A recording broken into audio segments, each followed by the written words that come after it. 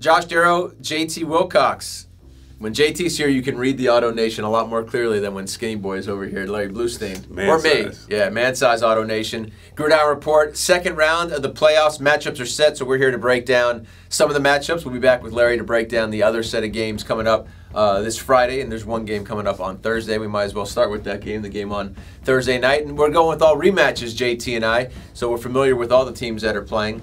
And we've seen them prior this season. So let's start with that Thursday night game. Gables was made big news during the season when they knocked off Columbus. Now they're gonna square off again on Thursday night. Right. This is going to be a great game because of the rematch factor in it. Columbus struggled a little bit out of the gate. They really turned things around now. Great fact found out about Columbus.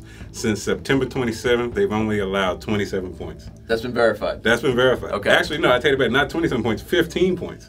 15 points in almost 2 months worth of football action. So Factcheck.org. Do we get it? We get that. Right. Yeah. So that, I mean, you have to look at that's impressive. What they've done over there with Coach Merritt has really done to turn that team around. They had so much turnaround. 60 seniors just about graduated over the past 2 seasons. So they had a lot of new faces, a lot of new pieces to replace.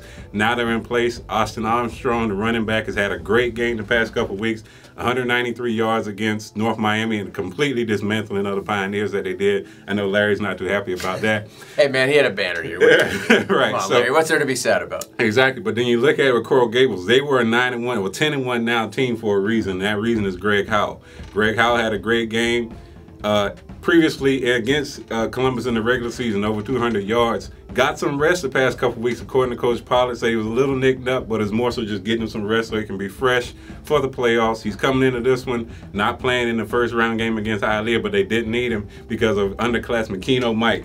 Great game against Hialeah, ran for 171 yards. So now they have an added dimension. Besides how healthy, rested Howell, you get Keno Mike with Dejon Smith and Antoine Smith, also Antoine Johnson making plays for the Gables Cavaliers. So this is going to be a great matchup. I would agree. Now, Southgate and Killian, there was a lot of build-up towards that first matchup, and this is, you know, we've sort of been on the, we've seen the Killian ascension, and we knew when Jaquan Johnson came back that, you know, that would definitely be a different piece, and we've seen that team really be solidified and close strong. Southgate really only tripped up to 1 game, which would have been to Killian. Meanwhile, they marched through the first-round game against Southwest, and Killian more or less did the same thing with Berlin. So they're going to knock off, they're going to square off once again on Friday night, and you couldn't have a more diverse sort of contrast in styles of play. Southgate, wide open, major weapons in the passing game with a running game in Johnny Hankins, and Killian and Corey Johnson just focused on tough, hard-nosed defense. Right, this is another game that, because of the familiarity, is going to be so physical. Because these teams, I'm sure South Dade feels that they left something on the table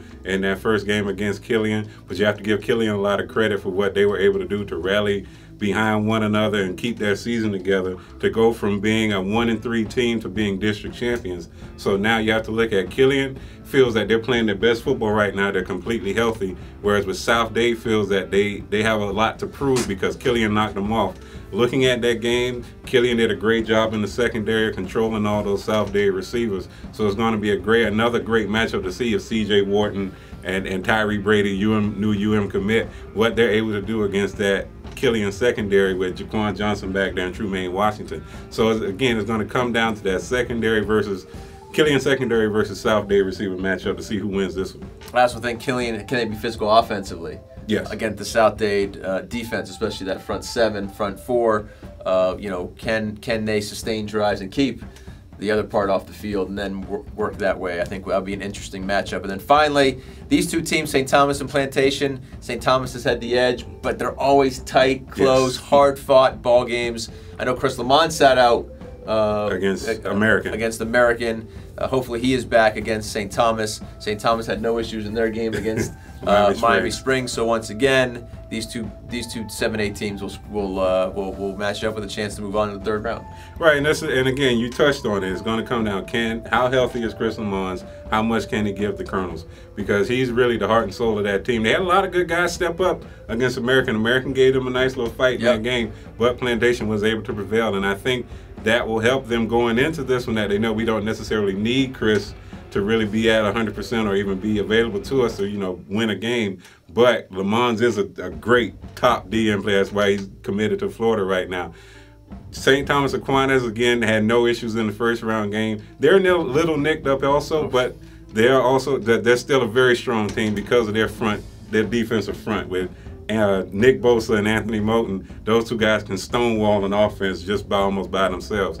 So it's going to come down to whether or not the St. Thomas defense can continue to carry this team as they can try to get a little bit healthy to go try to make a deep playoff run. All right, well, this round of the playoffs is always the most interesting. Usually, obviously, there's more on the line as you get later through the playoffs, but you get a lot of intriguing matchups. You still get those inner sort of regional and inner county matchups before maybe some of the brackets expand. Certainly, that's happened at the lower class level. But you get those repeats and repeats and move, or repeats and go home. And so we'll be intrigued to be at these games, and we'll have all of them covered for you.